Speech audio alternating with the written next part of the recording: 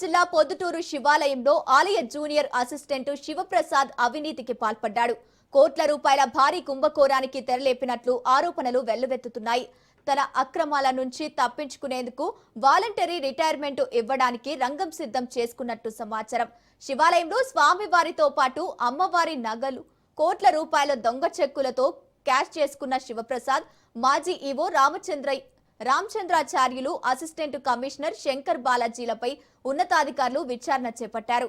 Janasena, BJP పార్టీలతో పాటు హిందూ సంఘాలు సైతం అవినీతి అధికారులపై చర్యలు తీసుకోవాలంటూ డిమాండ్ చేస్తున్నారు. శివాలయం ఎదుట నిరసనలు చేసి స్థానిక ఏఎస్పీకి వినతి పత్రం అందజేశారు.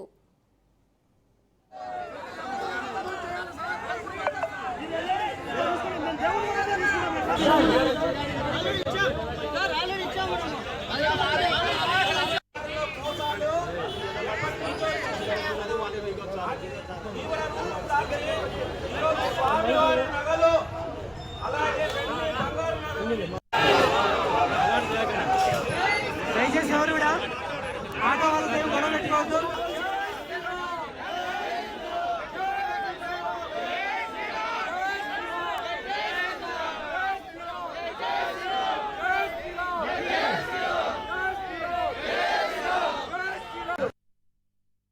ఉన్నాయి. ఆ నివేదికలన్నీ వచ్చాయి.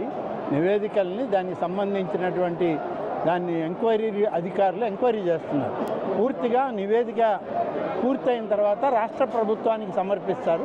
సమర్పించిన తర్వాత నివేదిక ఆధారంగా ఎవరైతే తప్పు చేసిన వాళ్ళు ఉంటారో వారందరి మీద కఠినమైన శిక్షలు వేయడం జరుగుతుంది, చర్యలు తీసుకోవడం జరుగుతుంది. ఈ ప్రభుత్వంలో దేవాదాయ శాఖలో ఏ ఒక్కరు తప్పు చేసినా కాపాడాల్సినటువంటి అవసరం ఈ ప్రభుత్వంలో ఉన్న పెద్దలకి